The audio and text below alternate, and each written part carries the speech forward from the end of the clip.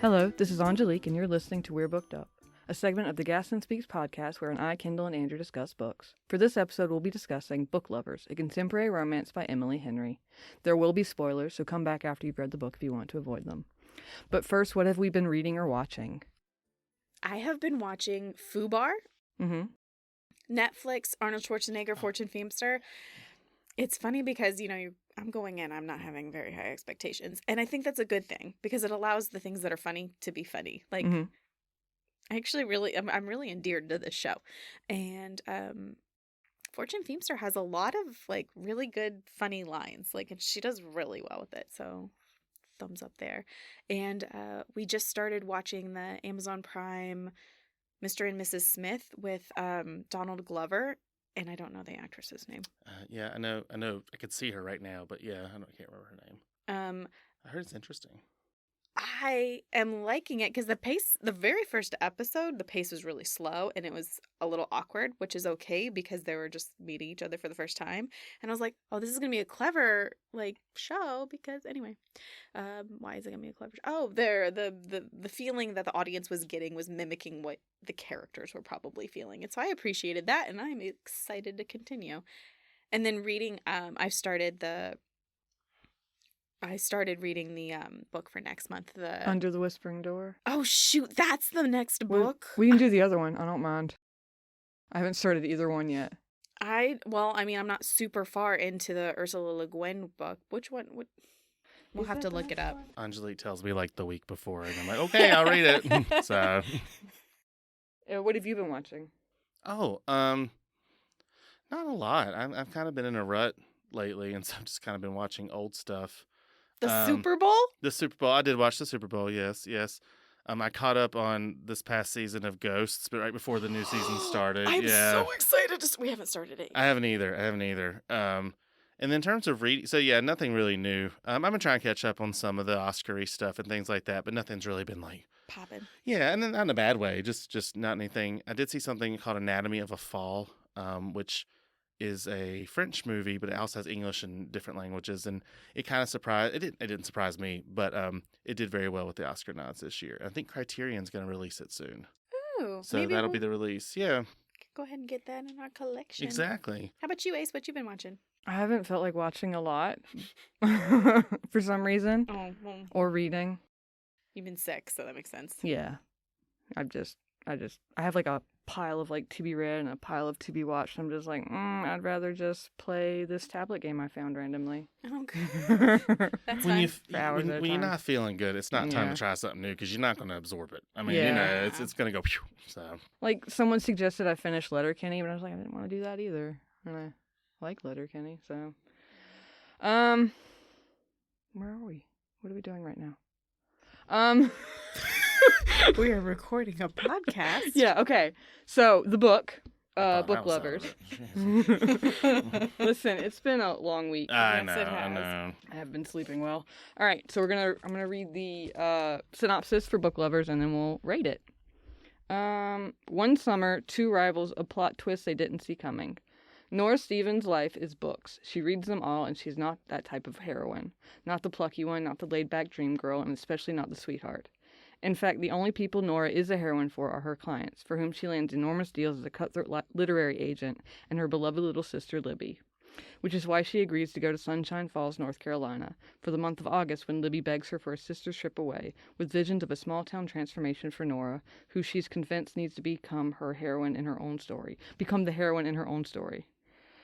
But instead of picnics and meadows or run-ins with a handsome country doctor or bulging four-armed bartender, Nora keeps bumping into Charlie Lastra, a bookish, brooding editor from back in the city. It would be a meet cute if not for the fact that they've met many times and it's never been cute. If Nora knows she's not an ideal heroine? Charlie knows he's nobody's hero, but as they are thrown together again and again in a series of coincidences no editor worth their salt would allow, what they discover might just unravel the carefully crafted stories they've written about themselves.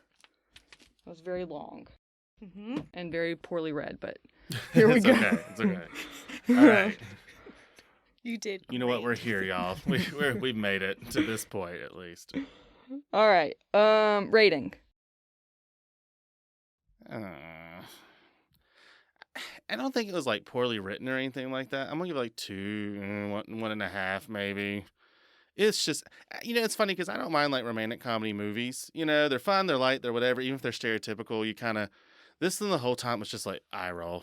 In that description, I'm over here. Kendall's laughing at me. It was like, ugh. It was like stereotype, stereotype, stereotype. And then when there is the twist, it makes a character that I like to not like them as much because, I'll explain why. So yeah, I want to have to. It wasn't the worst thing that we've read. I mean, it wasn't that Colleen Hoover, So. But it's if you like a stereotypical feel good, opposites attract, kind of thing, romantic comedy, I'm sure you'll enjoy it. She's wildly popular, so I'm sure there are a lot of people who've liked her. What about you? You go next. Me? Yeah. I'm curious. So maybe between like a 2.75 and a 3. I didn't like hate it.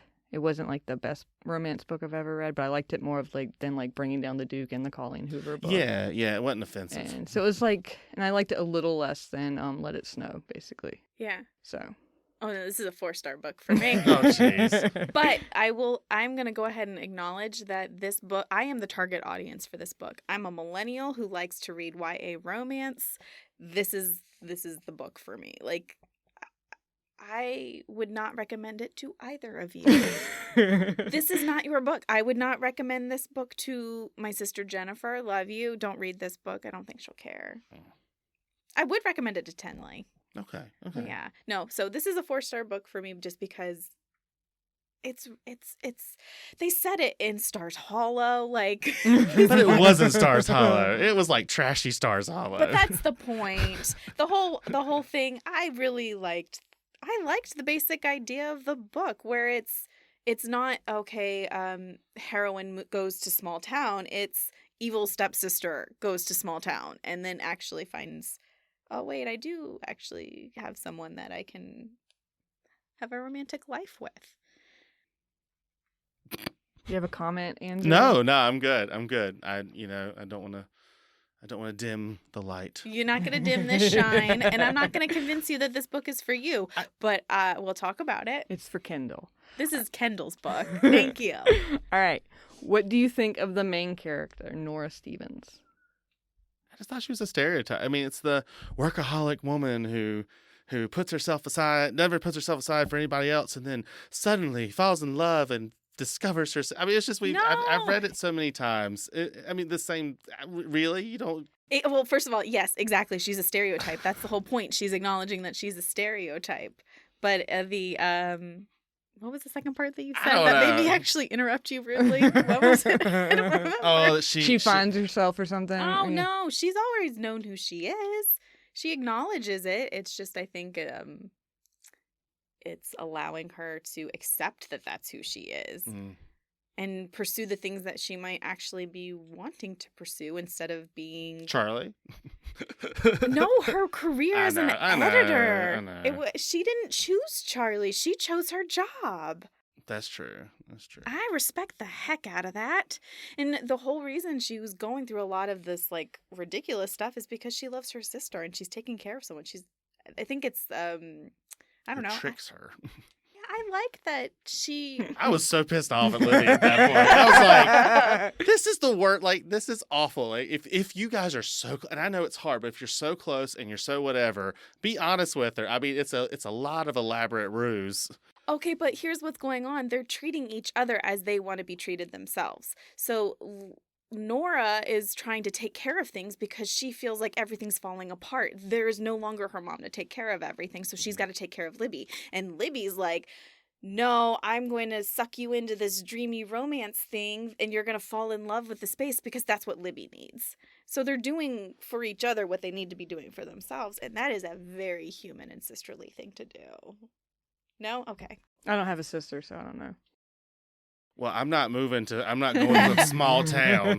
First of all, she's already moved. So she went to Boston. You go to Boston. Yeah, but we knew she was going to Boston. It wasn't some elaborate ruse. Like, if this happens, we're going to Boston. That's like, we knew that like 3 years in advance. I mean, side note, she already had somebody, so it wasn't like... Right. Well, So Libby, I think, was also trying to convince Nora to come with her. Yeah. I don't know. All right, so next question. Wait, Where do you? did you answer Did the I question? answer? No. What did I think of Nora? She reminded me of course, it's purposeful. She reminded me of other characters in other books and movies, or mostly in other movies, because I like romance movies, not so much romance books. And who she reminded me of is who I ended up being like the cast for, and then we'll get to that later. Oh, so same. I'm excited to hear what Okay. you say. Okay. All right, next question. What do you think of the romance between Nora and Charlie? Like, do you think it was well played out, or? I mean, it's just, again, it's not necessarily. I mean, the whole, enemies become friends or whatever. I mean, it's just, again, it was it. I mean, you knew it was as soon as I met Charlie. I'm like, oh, that's the love interest. Uh-huh. Yeah. It also says it on the cover of the book. I know. But like, I didn't read the cover of the book. I know, that's fair. I don't usually. I just started reading it. I was like, oh, that's the love interest, and they hate each other, then they're gonna fall in love, like that.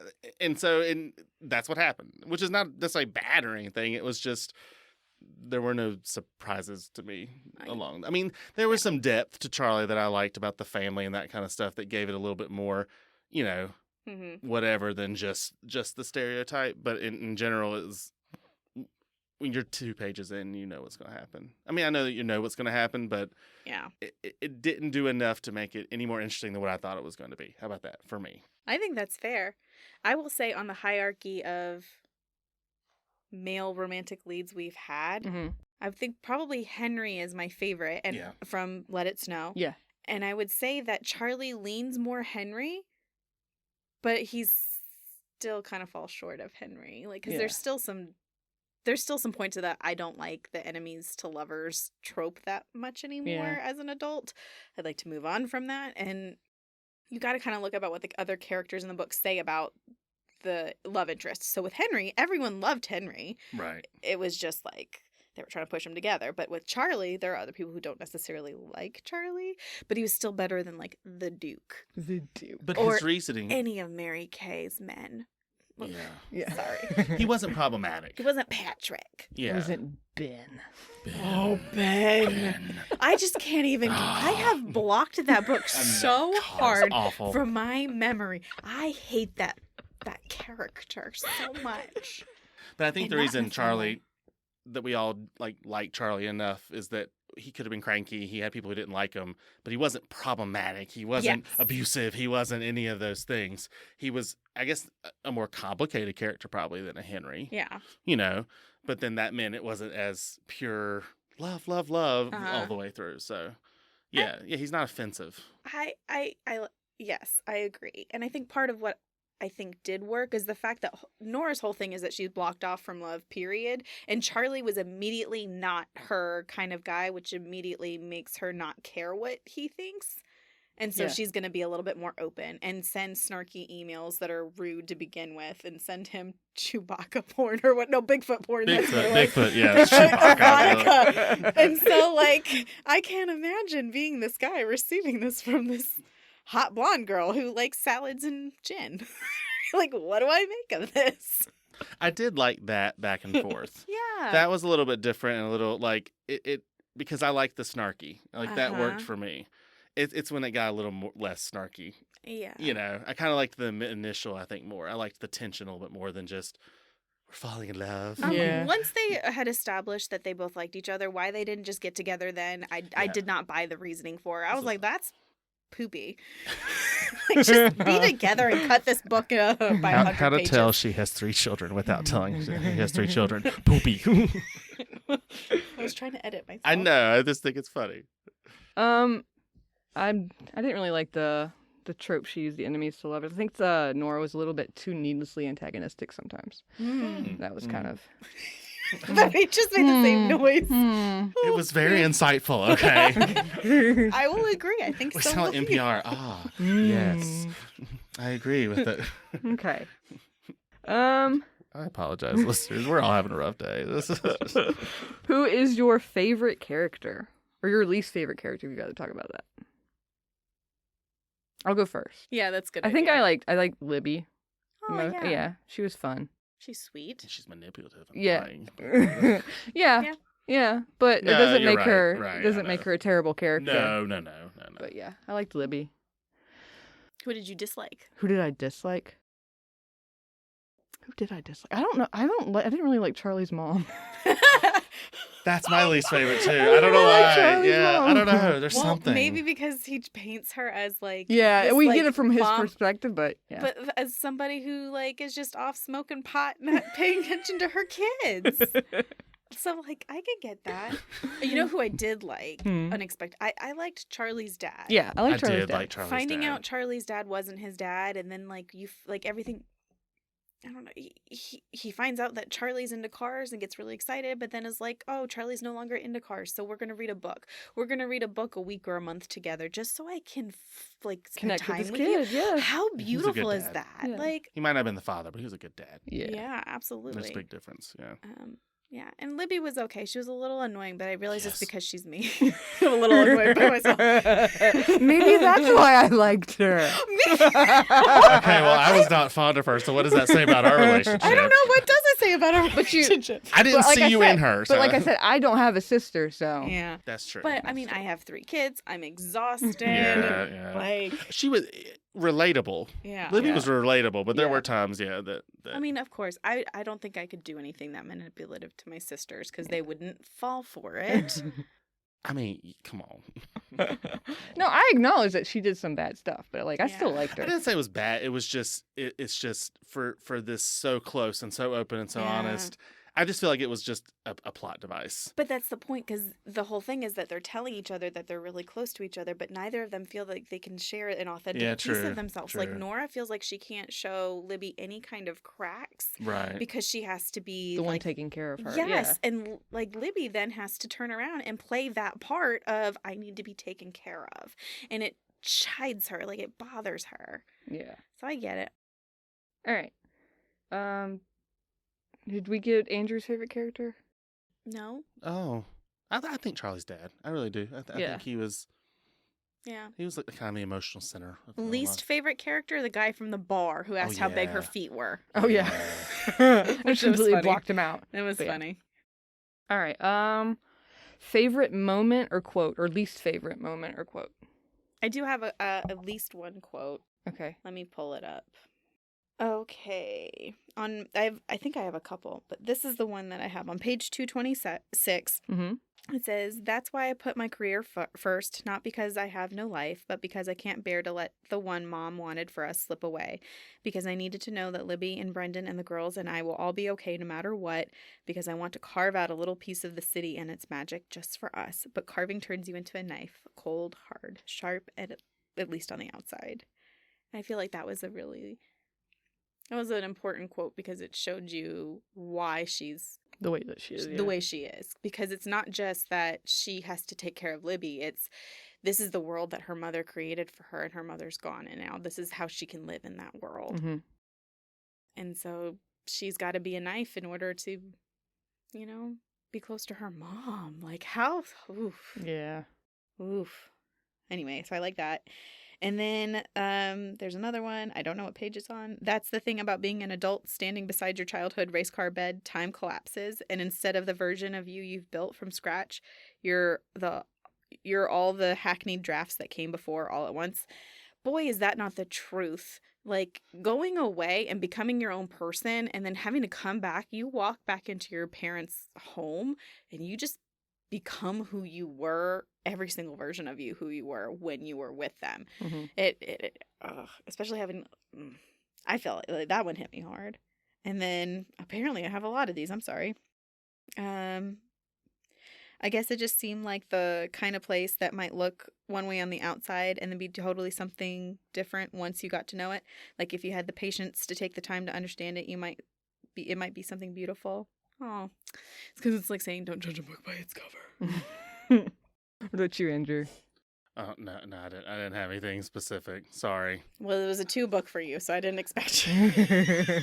I am ill prepared. I would like that to be. It's actually been way too long since I've read this, and I should have revisited it. But I was like, nah, I remember what happens. And then there's some things you're saying. I'm like, I don't remember that. So I'm gonna defer here to. So I didn't really have a favorite quote or anything, but there's like this little throwaway at the end of the book where Nora is in that bookstore, and she's remembering a time that her and Libby were there, and she's talking about how her and Libby were so focused on finding a book that they didn't realize there was a man next to them trying to flash them the entire time.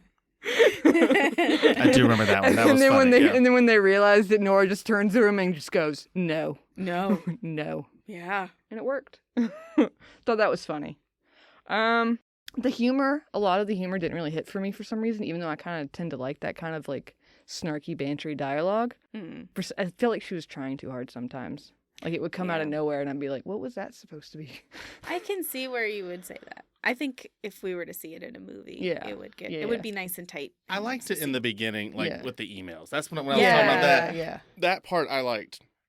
And so I think because as the story goes on, they're trying to soften it. Yeah. So then when you do have those hits, it can be jarring. I mean, it's not really jarring. You know, that's kind of a sharp term, but you know what I mean. It's kind of like, it just doesn't land. Sometimes. I thought we were moving further away from, you know, if the snark had kept up more consistently throughout, it probably would have been. But it did feel like you're right. There were kind of those pops of it, like, oh, kind of hit you. So let's be consistently snarky when we make this movie. Okay. Okay. Yeah.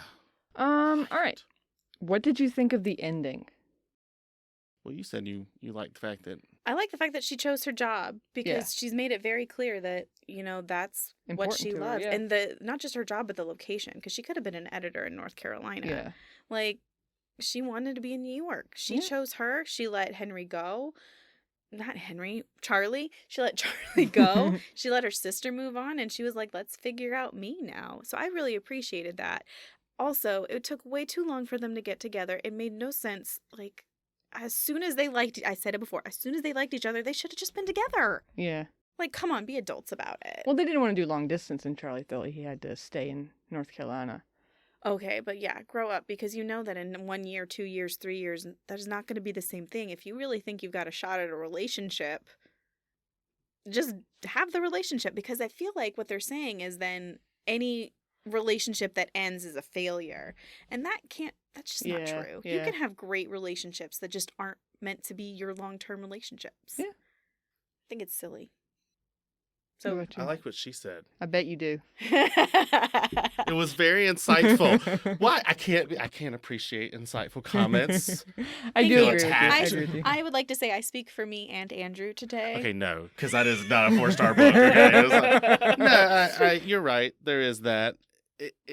And then there's also that point of, if you're going to be a cheesy romantic comedy, then they don't get to get, you know what I mean? Like, I could see how some people probably were disappointed with that it ended up that way. But you're right. Maybe the ending kind of reflects the beginning, where they were their own people and they did have that tension, and that was okay. So then they got back to that in a lot of ways. But then can't you also see it in the movie where she's reaching for a book and some other guy is reaching for the book and she's about to rip him a new one because she's not going to back down, and then it's Charlie. She should have still ripped him a new one first. Like, that should have been the first thing out of her mouth, was like, hands off. Like, no. That's what you're saying. That's in the deleted scenes. But yeah, what did you think about the ending? I also like that she chose herself before she chose like either her sister or Charlie. Yeah. And that she went back to the place that she loves, that most reminded her of her mom, basically. But I also like that Charlie also was able to come back to the place that he loves. Yes. See, because at the end, they still basically made it seem like this was going to happen. Yeah. You know, for all of that independence, it's kind of annoying that it happened in like the last 10, 15 pages, but yeah. It is a relatively long book for the content. Once they decided they liked each other, they could have cut that chunk out of the, like, we don't need to go in and save the store and do all of the, like, things with Dusty and that, like, I don't need to be a part of that. Like, I guess she was trying to incorporate some of that small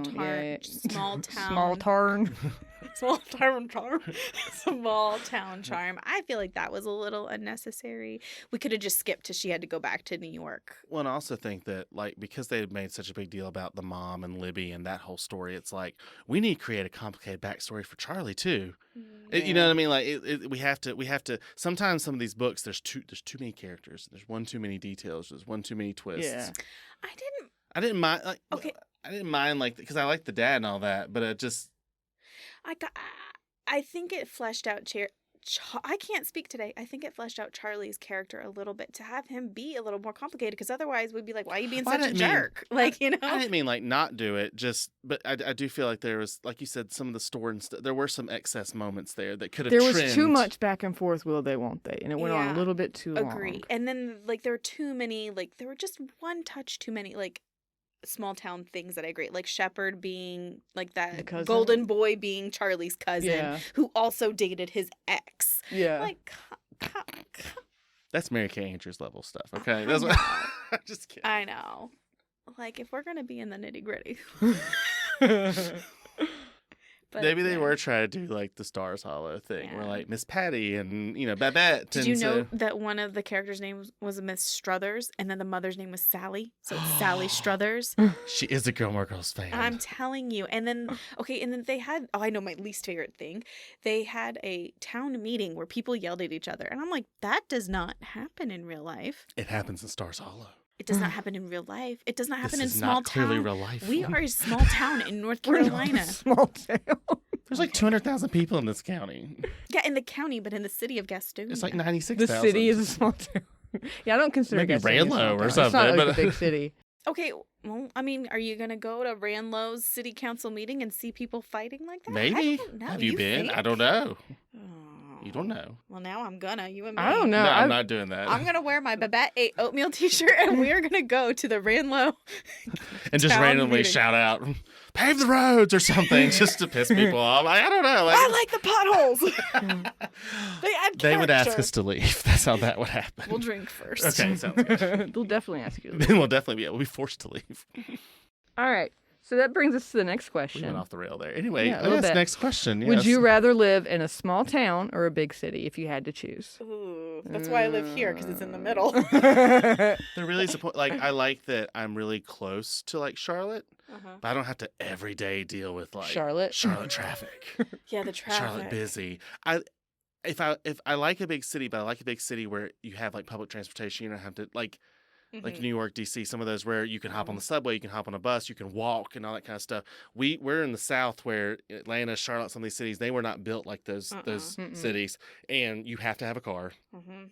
And so you have to deal with the traffic. And I swear it's traffic that causes the stress of Yes. living in a big city, Yes. not the other stuff. Because Yeah. in New York and stuff, people don't think about it.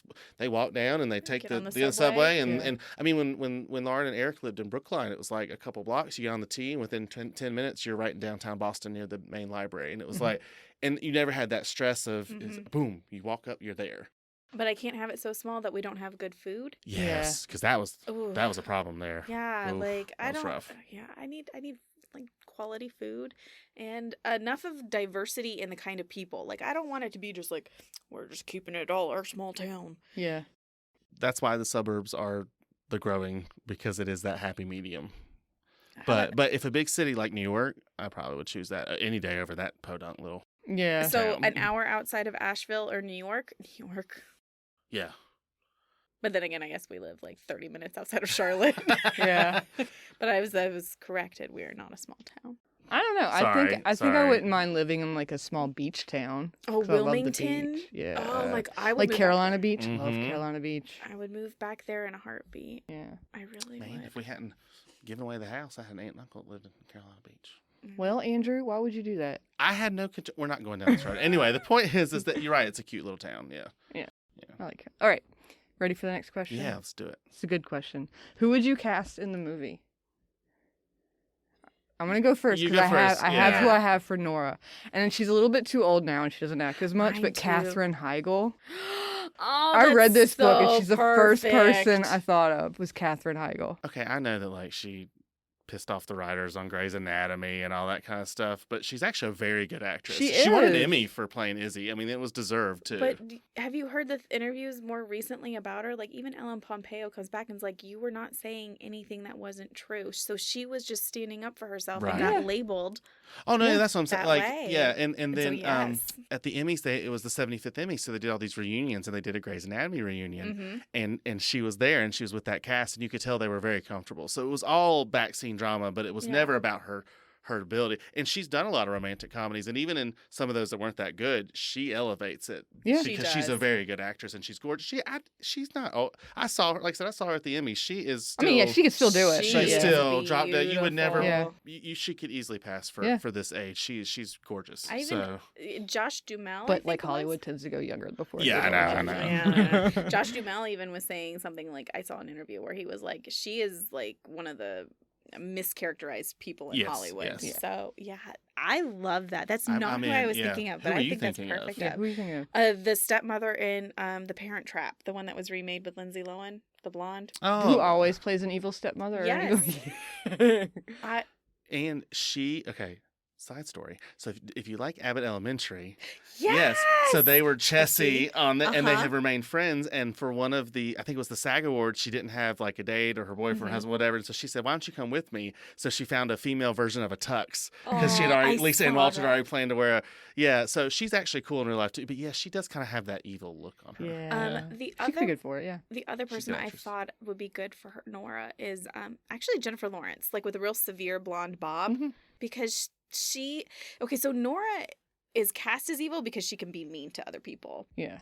but she's actually kind of funny and quirky and falls in like mud when she goes running. I don't know. She needs to have like the little bit. She needs to be so true to herself that she comes off as abrasive to other people. Did you ever see the movie that came out last year, or maybe earlier this year? The No Hard Feelings. Yeah, I did. Yeah. That's what made me realize. I was like, oh, she should do this. the like financials and all that stuff. Uh-huh. Like that person wasn't necessarily successful, like in career or whatever, unlike Nora. But yeah, she had those harsh moments. Mm-hmm. But then you saw the softer side when she got to know the kid and they became friends and all that Yeah. kind of stuff. So Put her in a good power suit with the bob and the high heels. Like she'd be good. she could do it. but I think Katherine Heigl could capture the softer side when it gets Agreed. softer, Yeah. but also could still capture. Yeah, because Jennifer Lawrence, I've never seen her really soft. And that's not Yeah. a slight. She's No, one I of our agree. greatest actresses. I mean, I adore her, but yeah, but the harsh part. So here's what we do: we have her do the harsh parts. We have I'm just kidding. Because you're right with some of that like snarky back and forth. Yeah. I could now hear Jennifer Lawrence's like voice when they're filming it and they're typing the emails and they're reading and like doing Kinda the like You've Got voiceover. Mail. Yes. Anyway, but I Sorry. yeah. Yeah. I think yours is brilliant, and I would go with yours over mine. Thanks. Who would? Okay, I was having trouble thinking of Insightful. somebody for Charlie. There's someone in my head, but I cannot remember his name. He was in Entourage. Adrian Greer. Yeah. He was Nate in Mostly Devil Wears Prada. it's looks because the black curly hair, yes. Yeah. But if you remember in Devil Wears Prada, He was also a jerk. Oh, Yeah. yes, yes, Meryl Streep was not the villain in that movie. Nate he was. was. Yeah. Yeah. I'm on board with that. Let's do but he that. he came off as likable, so he could pull off the likable. Mhm. Yeah, he does kind of. You're right. He lit the curly. With yeah, the curly yeah. hair, yeah. Although on the cover here, it's short curly hair. But I think it is short curly Well, he can hair. cut his hair. So. Okay, yes, that's true. But I don't know about Lou. I suddenly thought of like Kristen Stewart, but she might work for that. Ugh. But yeah, I don't She's know. not like I just don't Yeah. like her. It's Dreamy not, enough. not the suggestion. for me, because to me, I'm like the sister is basically Charlie's mom, like free spirit. So You know who I thought of, and she's a little bit, but kind of the kids and the crazy and the funny was Melissa McCarthy.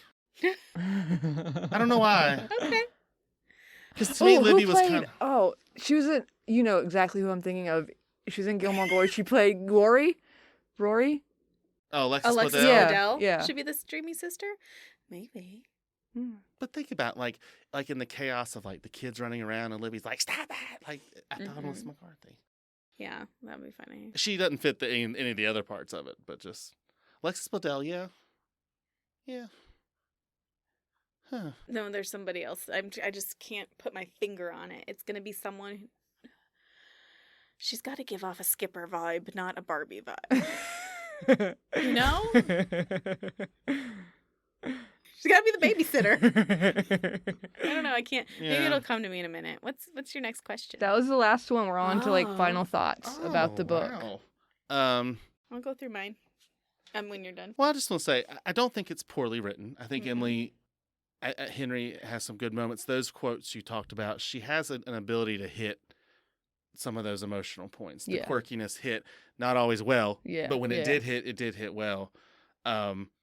It's just not my genre. So my my recommendation. I know a lot of people like this book, and if all these things we talked about, these plot points, this type of book is popular, it's an incredibly popular genre, and so I would totally recommend it. I will say I read it in June in the middle of summer reading, which is a hard time for us, and I breezed through it, and it accomplished the perfect summer read type thing. I didn't have expectations. I've said on it now for several months, and the more you think about it, obviously, probably the more critical you become. Yeah. Either the more critical or the opposite way. For me, I got more critical. I did not hate it. It was not a bad reading experience. The characters are interesting. It's just not my genre. So I kind of felt like I was too negative sometimes. I didn't really hate this book at all. It's not a bad book. It doesn't bother me if you did. No, I mean, because that's the also, truth. Like, Yeah. well, the flip side of that is I'm in love with the feeling that I had. It was an easy, breezy, fun, cutesy romance where it wasn't so, like, bodice ripping, but then also Problematic. trying to be serious. Like, Yeah, that's true. like That's true. it didn't take itself too seriously. Yeah. So And the serious I love moments that.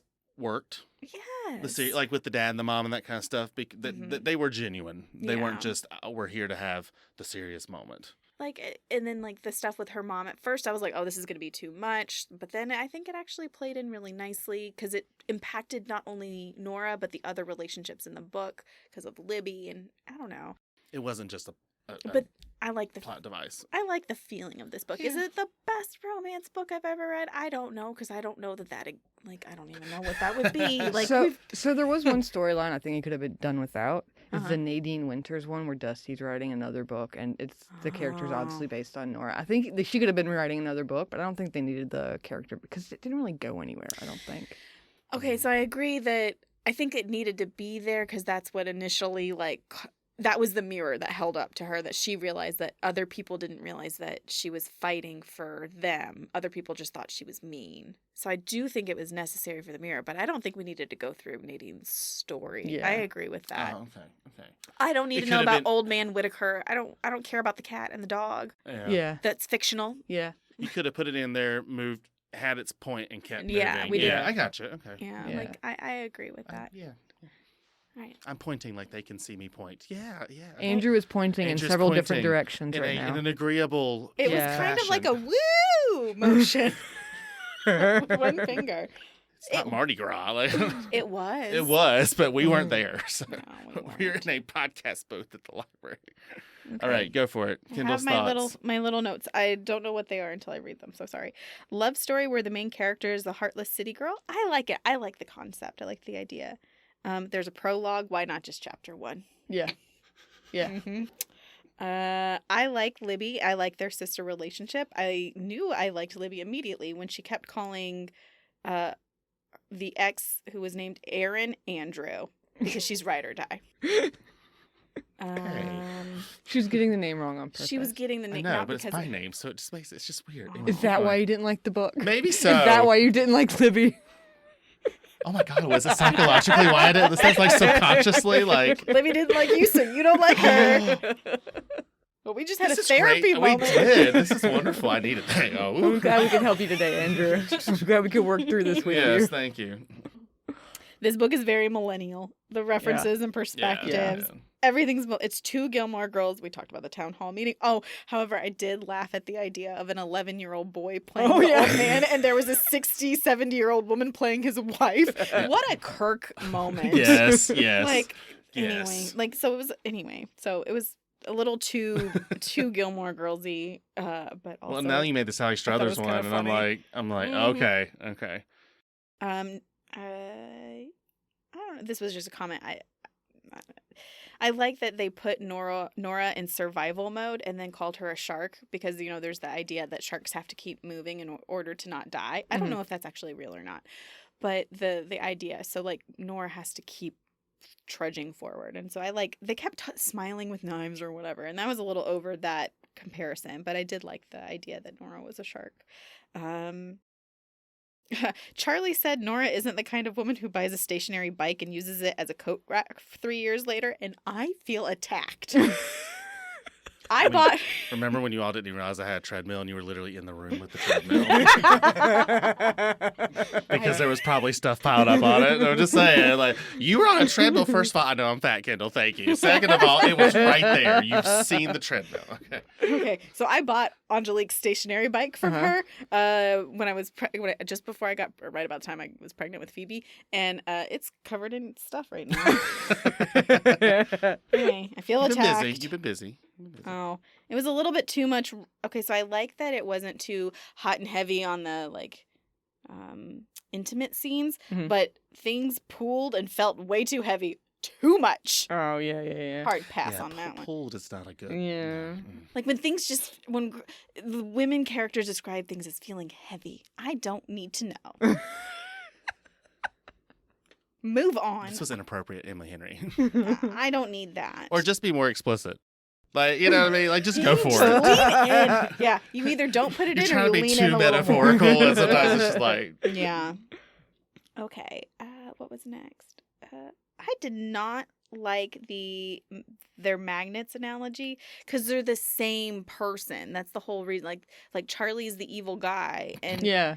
I and didn't Nora's get that either. And so they're like opposing magnets, and I was like, "Girl, you the same. You're not. You're gonna repel each other anyway." But I do like that. They found a safety and a friendship in their alikeness, and I think that honestly, that's more true to life. The whole thing that opposites attract isn't necessarily True.